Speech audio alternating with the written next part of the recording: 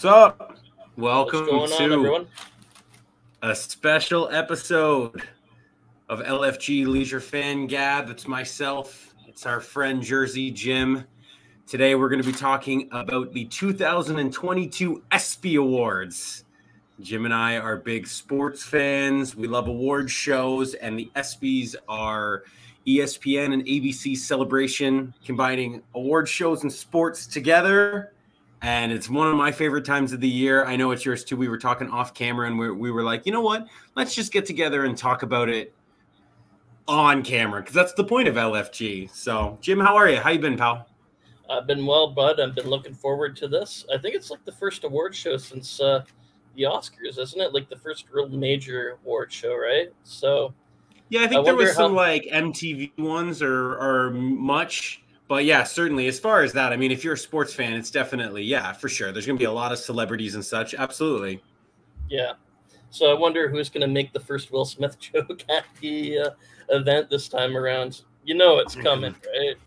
It could be. There could be Steph's hosting, Draymond in the audience, maybe. I don't know, man. There'll be something. It won't be me making it, but there will be some. So funny enough. So. I think right now what we're going to do is we're just going to have a little chat. We'll talk about some of the nominees, our predictions, big awards, kind of a little bit of a preview. I guess before we get into it, Jim, what's been your history with the ESPYs? Do you watch it every year like I do? I try to watch it every year. Obviously, the early days of it, I didn't get it because obviously I didn't have cable until like 2003. So first ESPYs 1993, hosted by Dennis Miller. This is the 30th year. The 30th year. Yeah, and it started off as a New York event. I think it was that first one was at Radio City, if I'm not mistaken.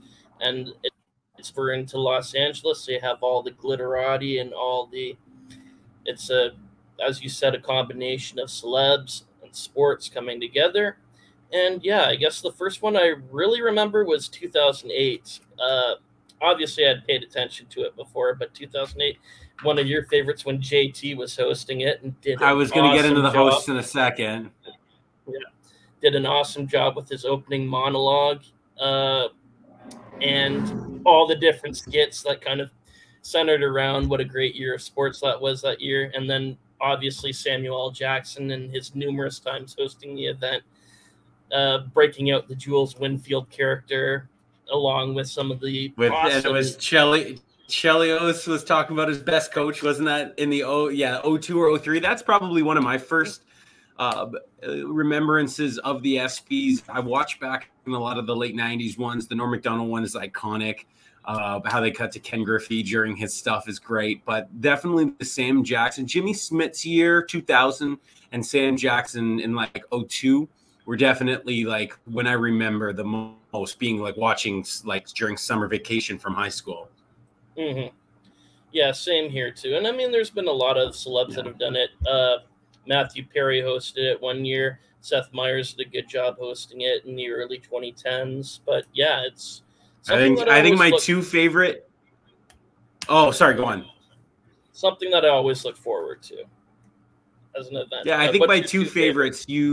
You alluded to Justin Timberlake. I always like to catch the Justin Timberlake one. And John Hamm. When John Hamm hosted it, I believe it was 2014. I think that was a great one, too. He had some really good jokes in the monologue as well, too. And he had a good dig at the Detroit Tigers as well, too. I thought that was a really good. So sometimes when I'm emceeing a wedding or hosting, I'll go back to just watch how they do it. And there's some other ones. Riggle was good. Joel McHale was good. And I really like the tone of those guys. But I think my, Timberlake and John Hamm have been my two favorites of the last decade plus. For sure. So before we get into this, I want to talk to you about something, Scott. And it's been a really weird year for sports. Because obviously everything's been catching up with COVID, right? So all the stuff that had been pushed back, we're finally getting it. And this is a really interesting year because not only is it a year that we have everything caught up, but you also have a Winter Olympics. You also have a Summer Olympics being celebrated with the nominees here, which loads up the categories even more so than what it would normally be, because normally you'd get like one summer, one winter, and years, and then they would be absent from the award. They'd be absent from the awards the following couple of years because there'd be no Olympic cycle that time. But it's really interesting that everything kind of caught back up at the same time, and now there's loaded categories this time around. Yeah, of course. I know. And you're right. A lot of the Olympian stuff, you're absolutely, that does make for, bigger in some of the categories we'll talk about. Definitely the women's category, moments, things like that. The World Cup definitely appears in this as well too. They're all over, so it does make for a loaded nominee thing. You want to talk about some of the big ones? Yeah, absolutely. Okay, we'll go through here. First list of nominees. We'll start with breakthrough athlete. That's usually the one of the first categories that they go with as well too on the awards show night. The nominees this year for best breakthrough athlete to reach the next level of mainstream: Trinity Rodman, who's a soccer player for the Washington Spirit; Eileen Gu, who's a skier for the women's Olympic team; Jonathan Taylor, running back for the Indianapolis Colts, who was leading the league in yards before he got hurt; and John Morant, who was the second overall pick in the draft 2 years ago for the Memphis Grizzlies. I think that this is a lock. I think that this is obscenely in the way of one. What's your prediction? Let's see if we match. Okay, my prediction is, and obviously I'll break a couple of them down. Trinity Rodman, we all know, is the daughter of the Worm, Dennis Rodman. Great lineage there for her. She debuted in the National Women's Soccer League, was one of their 11 All-Stars and the Rookie of the Year last year. Eileen Gu, three medals at the Winter Olympics in Beijing, two golds, big air, and I believe it was half pipe as well, freestyle skiing. Jonathan Taylor, 1,800 yards, 18 touchdowns. And yeah, when everyone was thinking Derrick Henry was going to be running away with it, Derrick Henry got hurt. Jonathan Taylor picked up the mantle. But my winner is going to be Ja Morant. In a loaded Western Conference, you got LeBron James, you got Luka Doncic, you got Stephen Curry, you got Nikola Jokic. Somehow, and and one more thing, you also got the defending Western Conference champions from the previous year, the Phoenix Suns. Ja Morant, in his third year, led the Memphis Grizzlies to the second best record in the Western Conference at a clip of 27.5 points per game. And I believe it was 58-24 they ended up going. Missed 25 games, but he was in the MVP conversation for much of the year when he was actually playing healthy. So without a doubt, to me, ESPN's always slanted towards basketball. It's going to be Ja Morant for me as a lock for this award. Yeah, especially now too. That's exactly. I think it's an easy.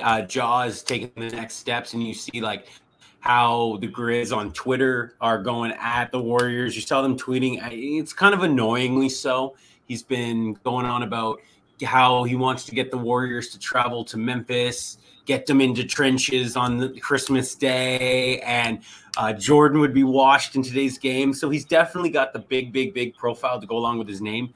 But he's also nominated for Play of the Year shortly. So just on that mainstream appeal, that marketing ability that the ESPYs love, this is, last year they gave it to LaMelo Ball. And this year we'll do the same thing. Basketball, big name guy, brand name recognition. I think that'll be easily Ja Morant's to win. So for sure, definitely, and of course, ESPN has the NBA contract, so it's big. I want to mention one thing, quick snub. I wish they would have nominated Aiden Hutchinson for this because he had a monster year, 14.5 sacks. Michigan finally got past Ohio State.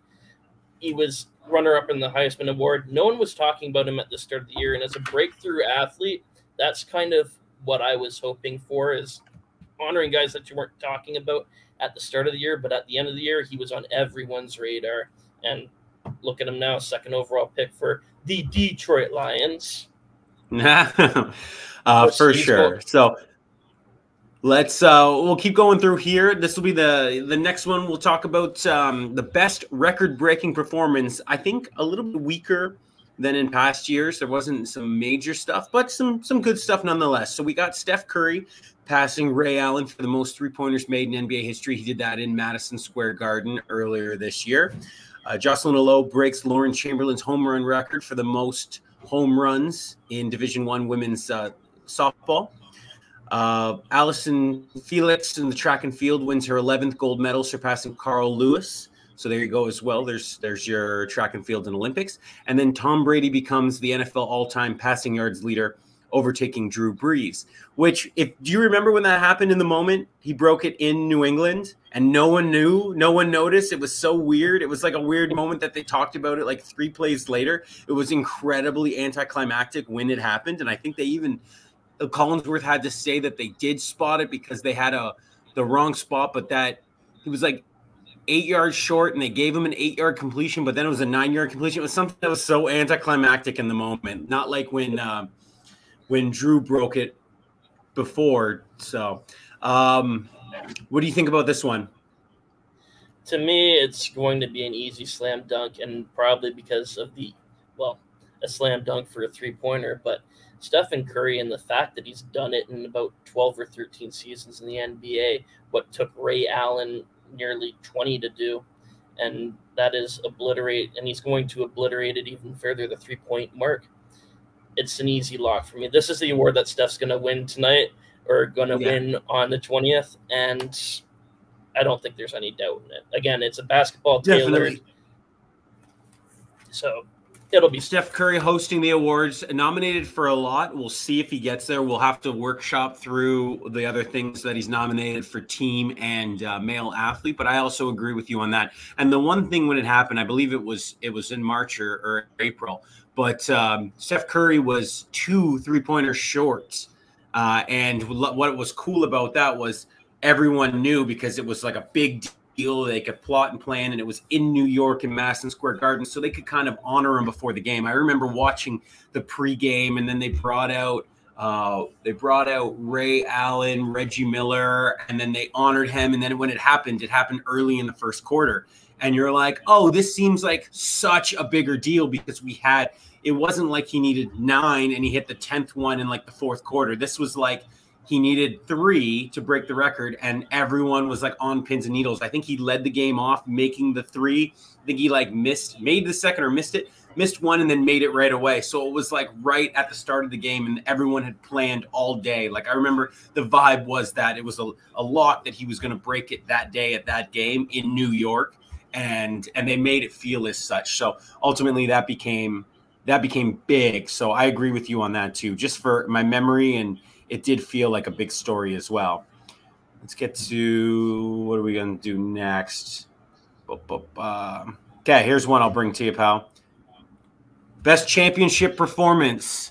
So this is the best in-game performance on a championship stage. We're going to be talking about wide receiver Cooper Kupp of the Los Angeles Rams in the last Super Bowl, Juliana Pena, UFC fighter, UFC 269, Max Verstappen at last year's Abu Dhabi Grand Prix, or Cal McCarr for the Stanley Cup champion Colorado Avalanche. How do you think this one's going to go? Well, and one of the moments that stick out in the year was, obviously, it wasn't just a moment, it was the entire season. Verstappen versus Hamilton in Formula One. Verstappen would build a huge lead in the standings, and then the first crash happened at Silverstone between Verstappen and Hamilton. Hamilton would eat back in the lead. They would trade the lead back and forth.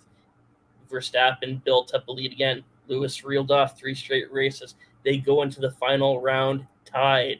Whoever wins the race, whoever finishes above the other guy. And Verstappen hits the last lap pass in a very controversial manner in order to win it. The stewards possibly played a little bit of favoritism with Verstappen there, and the rules to kind of get it to a last lap race situation after there had been a very late crash. So I would love to say Verstappen, but Cale Makar and the Colorado Avalanche he was a beast for them. he ate all the minutes for Colorado.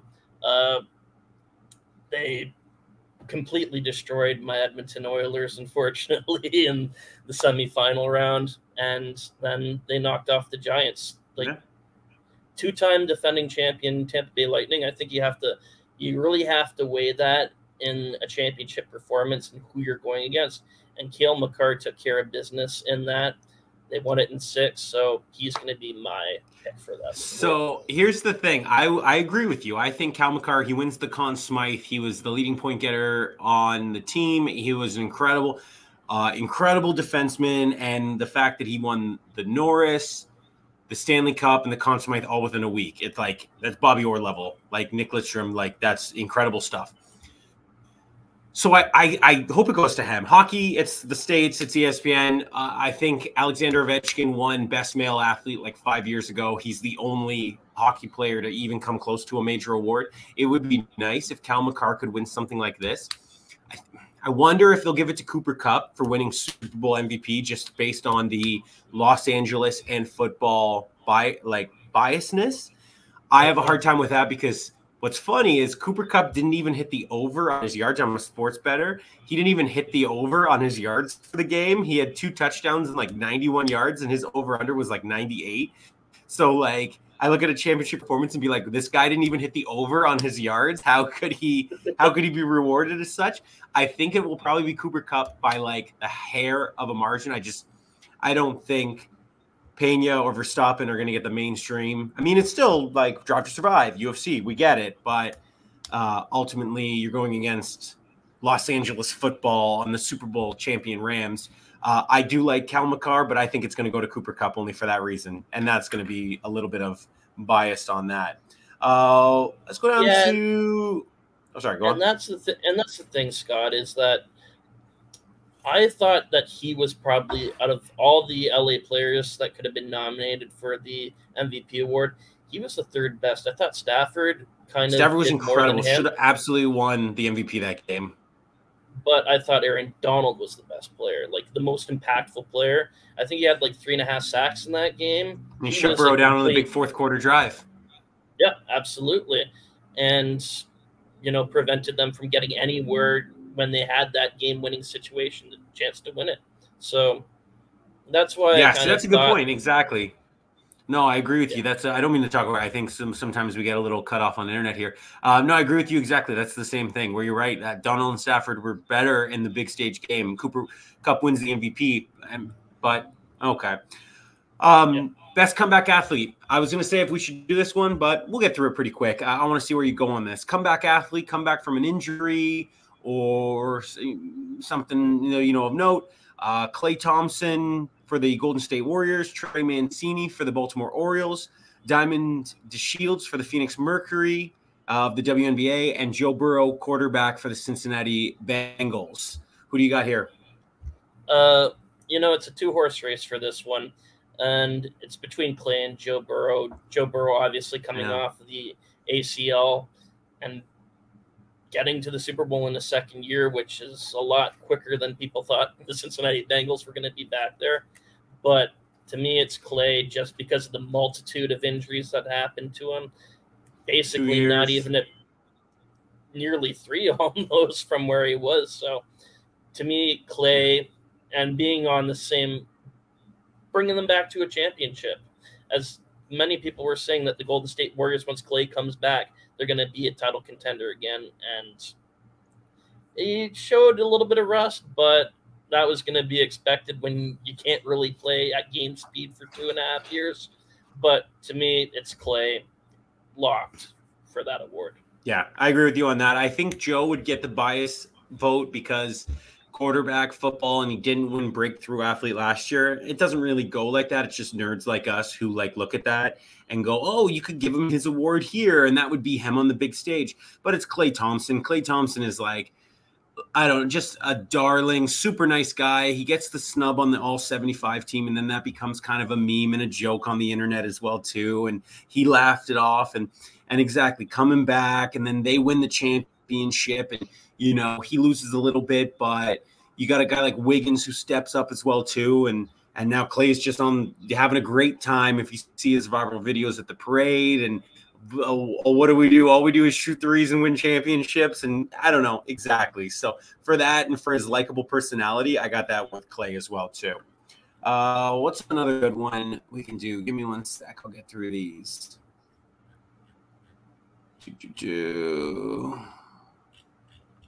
Okay, well, let's get to some big ones then. Let's do Bobo. We'll do this one right here, pal. Best athlete, women's sports. And this is exactly what we were talking about. A little bit of Olympics in this. Oksana Masters with cross-country skiing, road cycling, and biathlon. Sunisa Lee with the gymnastics, U.S. gymnastics team. Katie Ledecky with the swimming team. And Candace Parker of the WNBA Chicago Sky. Best female athlete we have. And really, all four of these ladies are really deserving of the award. Oksana Masters to win multiple gold medals in both Winter and Summer Paralympics within an 8-month period is just outstanding. Sunisa Lee, obviously winning a marquee event, the all-around gymnastics gold at the Summer Olympics.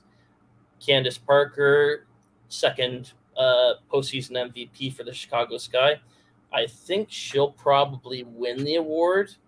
Who deserves it maybe a little more is Katie Ledecky, because she's just been so dominant in the distance swimming freestyle events during the Olympics and the World Championships. In fact, last week she swept all the distance events for freestyle at the 2022 World Championships in Hungary, the 400 meter, the 800 meter, and the mile. So she probably deserves a little more. She probably could have won it in 2017. Unfortunately, at the same time she won her 4 gold medals, she ran into somebody named Simone Biles, who was just tearing up gymnastics at the time. And the other thing, too, I think why people are going to lean to Candace Parker is I think because of the whole Brittany Griner situation, and that'll be also an opportunity. Oh, and you think her speech will be, her speech will Brittany home? 100%. Didn't think about that. Yeah, you know what? She might get it because you're probably right. I thought it would be Katie Ledecky. She is on everyone's lips. You hear that name 1,000,000%, but you're right. I could see Candace Parker get this, and then it could be like her speech would be a political statement on bringing Brittany Griner home from Russia. And you might have just swayed me. I was going to say Katie Ledecky, but you're right. But it'll probably be Candace Parker, especially because we'll go on the other side. And again, be interesting to see what we do with the men's and the teams. I think that this could be the major award for basketball because I'm going to have it overshadowed by a few other sports. But so you're saying Candace Parker? Yeah, even though her numbers were down, I mean, winning the MVP in any type of team sport is outstanding. But her numbers, compared to what she had been achieving earlier in her career, numbers were down. She wasn't putting up the big 20 points per game. She's down to about 13, 14 points per game. Assists, rebounds were down. So her output isn't as, maybe her leadership is a lot greater than it was in years past, but I don't think her numbers achieved or can match Katie Ledecky's output and what she's achieved. But I think because of sentimental purposes, probably, I think it'll probably be Candace Parker. Yeah, I go with you too. Here's a big one. Men's sports, best athlete. We got ESPY's host, Steph Curry of the Golden State Warriors, Aaron Rodgers, quarterback for the Green Bay Packers, Shohei Ohtani, pitcher/batter for the Los Angeles Angels, and Connor McDavid from the Edmonton Oilers. Stacked category, all four at the best of what they do. This is a fun one. Who do you got here? I have Shohei. And I'll say this. Aaron Rodgers, I eliminate immediately just because of the big, lame game that he put up against the San Francisco 49ers in the divisional. That was Green Bay weather. That was built for a team like Green Bay to win. And sunny San Francisco comes in and beats them in a defensive battle. Like, Aaron Rodgers did not have a passing touchdown in the game. Didn't have an interception, but but didn't have a passing touchdown in the entire game. Did not have a touchdown drive after the first possession of the game. San Francisco shut him down. Connor McDavid, he put up some monster numbers this year, 123 points in the regular season, 33 in the postseason. Fortunately, got swept by Colorado, as much as it hurts me to say. So really, it came down to me between Shohei and Steph, and I can't deny Shohei because 46 home runs, 100 RBIs, and combine that with a 9-2 win-loss record, hard to beat. He's something baseball hasn't seen for over 100 years, and even then, stacked next to a guy like Babe Ruth. That's the comparison that people say. He makes Babe Ruth look like me, man. He is an incredible specimen of a human being. It's going to be that. This is going to be the coronation of Shohei just on the big stage. Obviously, last year's All-Star game was like the, oh, shit, he's here. But like I said, this is just Shohei's world domination phase 2. You know what I mean? It's the next coronation. He's going to be playing in the All-Star game the night before, and the MLB All-Star game is Tuesday, and the ESPYs, of course, are the evening after. And as well, too, I have Shohei Ohtani on this. He's one of the greatest athletes, and it's just going to be one where the ESPYs be like, and he ticks the boxes. He's international, plays in LA as well, too. Now, the team, can they get on the big stage in the postseason? That itself is an incredible feat, burning the primes of 2 of the greatest players we've ever seen. But that being said, as far as it comes to individual accolades, there's nobody better than the Los Angeles Angels winning those. So for this individual accolade, I will agree with you on Shohei Ohtani as the best male athlete, as both a pitcher and a designated hitter. Let's go, before we get to some big ones, let's rifle off. Let me see what else we can talk about. Best Olympian. Just give me your best one. If I highlight, we got. So here we'll go back to it. Oksana Masters, Sanisa Lee, Katie Ledecky, and Allison Felix. Who do you got? Katie here. I'd like to see Oksana Masters win that one. I'd like to see Katie win the best female athlete, but Oksana Masters for just her wider as an Olympian, summer and winter. Come on, got to give it to Oksana. Okay. Best male Olympian, Nathan Chen, figure skater, Declan Farmer, sled hockey, Nick Mayhew, track and field, or Caleb Dressel, swimming? I thought Caleb Dressel was going to get into the best male athlete. I know. He's a big name. Yeah, 5 gold medals. I mean, he swept all of his events. Probably the best sprint swimmer that the States have had since Mark Spitz. So this is a lock for Caleb Dressel to win. Okay, let's circle back to this one. We'll come back there. Just rapid fire. Best male college athlete, Bryce Young, quarterback for Alabama, Dante Pulvera, Georgetown soccer, Chet Holmgren, 2nd overall pick to the Thunder in Gonzaga men's basketball, or Logan Wisnakaus, Maryland lacrosse. Who do you got here? It's Bryce Young. It's Alabama football. Cut dry. Cool. Of course. Let's zip through a bit here. Best NFL player, Cooper, TJ, Aaron, JT. I'm going to say TJ because of the sack record and just the dominance that he had this past year. It'll probably go Aaron, but I would like to say. Yeah, you know what? Might skip these just because Aaron, Shohei, and Connor are all nominated for best male athlete and the best of their sports. So what do we got here? Anything else? Best boxer, Tyson? Yeah, Tyson Fury, 100%. Okay, how about what? How about we talk about, and let's quickly address, obviously, the Perseverance and Courage Awards that are awarded every year at the ESPY Awards.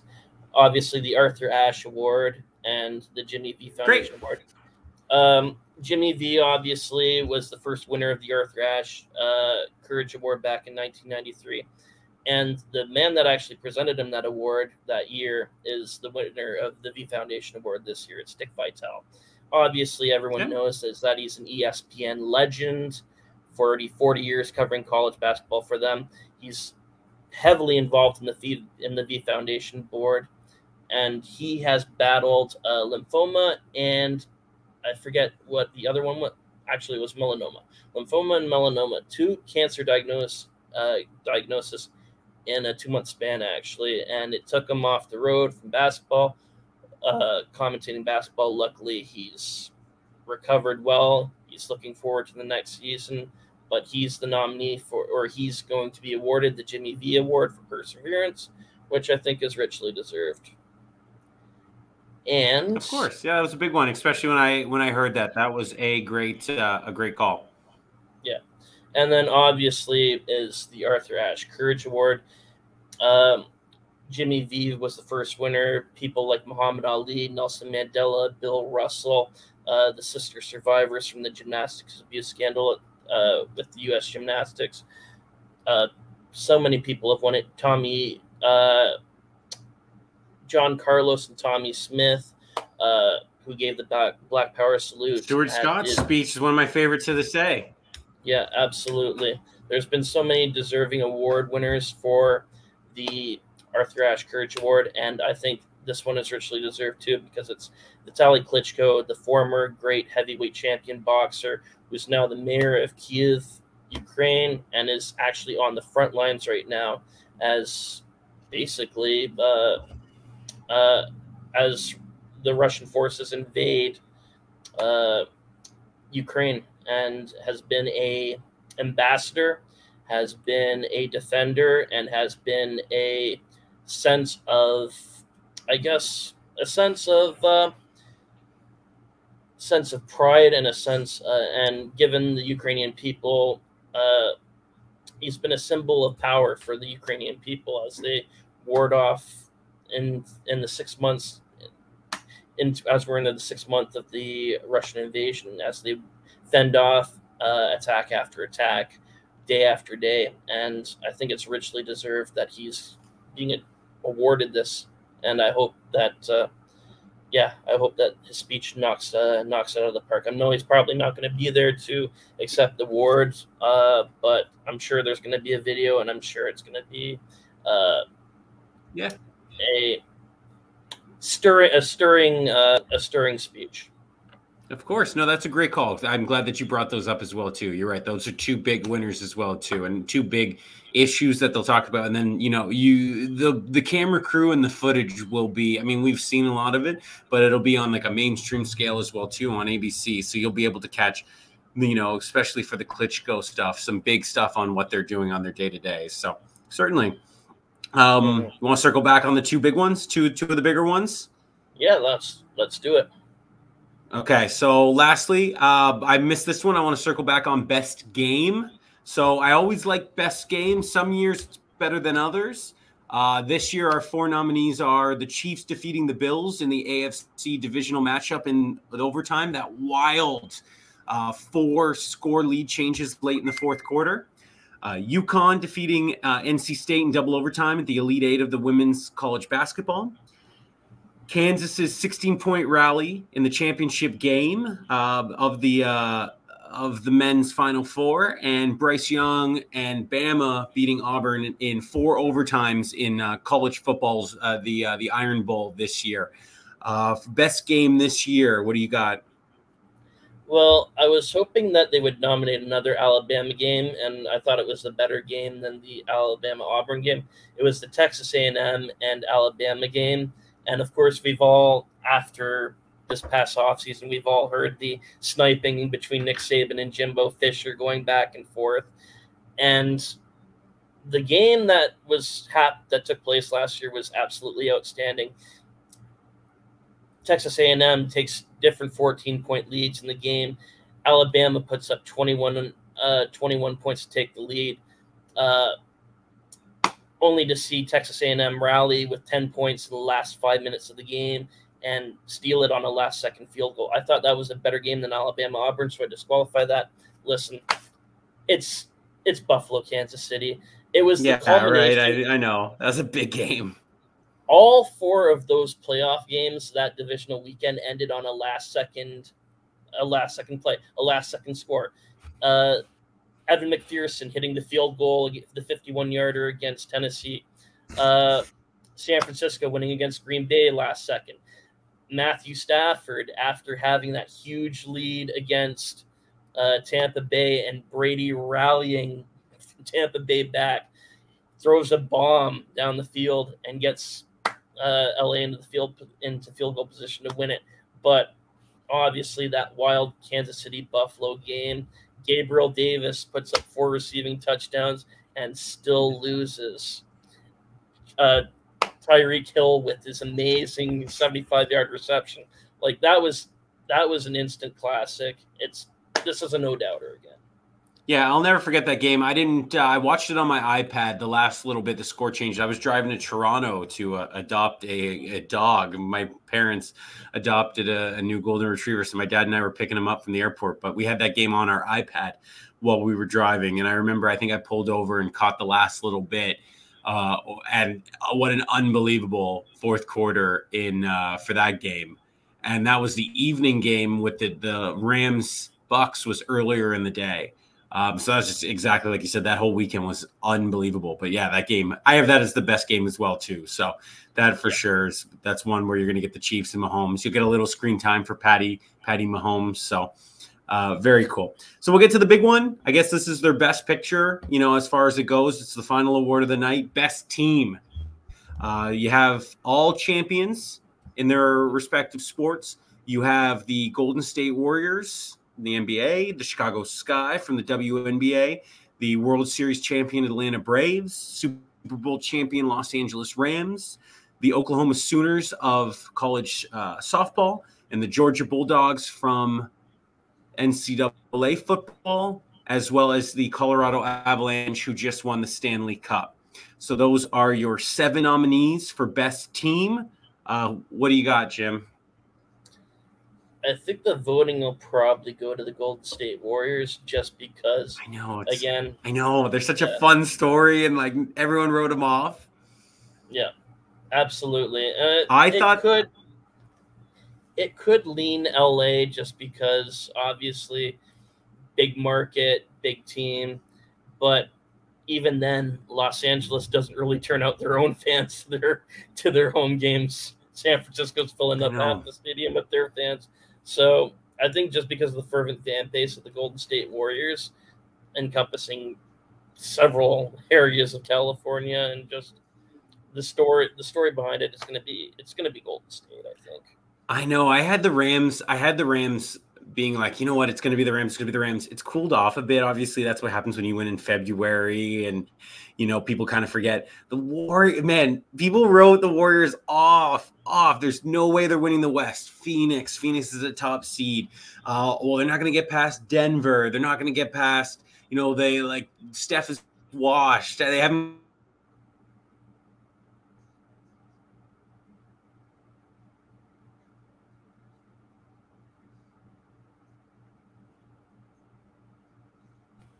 Get to the end. See, exactly. Get to the end here. Everyone's saying Steph is washed. Steph can't get through this. It's going to be a fun story with them on stage. Steph is hosting. You know what? I had the Rams. I'm going to change it. I'm going to say that this is the Warriors for best team as well, too, just because of the freshness. They are close. And again, the message that they kept the core together, all that they came back from. And it'll end with, again, another celebration to the Warriors being back on top. And it's basketball. So I do have the Warriors winning best team as well. Yeah. And just for record, too, the only team that's actually ever won it for hockey for best team at the ESPYs was the 1994 New York Rangers. And that was obviously because I think the ceremonies were in New York and because it was such a great story after 54 years. Colorado, small market, even though it's on ESPN, hockey obviously has a smaller following than all the other sports. So they're kind of disqualified from it, unfortunately. They're probably the better team out of all of them, but to me, it's Golden State. Of course. Cool. Anything else? I think we summarized all pretty well. We touched on the awards, the main awards. We talked about our thoughts.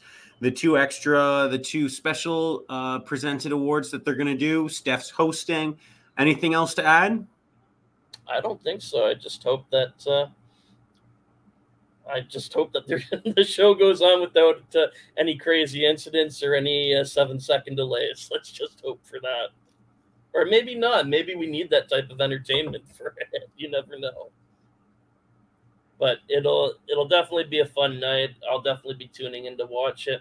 I'm not sure about you, bud, because you're going to be in NYC that time. So, I mean, I hope you have a safe trip out there, and yeah, enjoy the big city, man.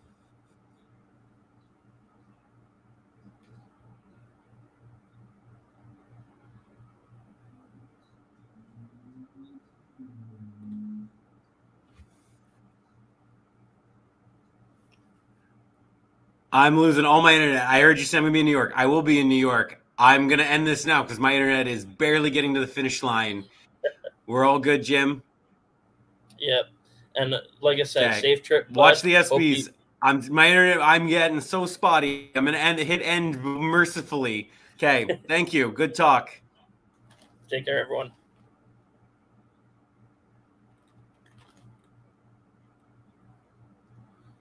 Oh, thank you. This is okay. Bye.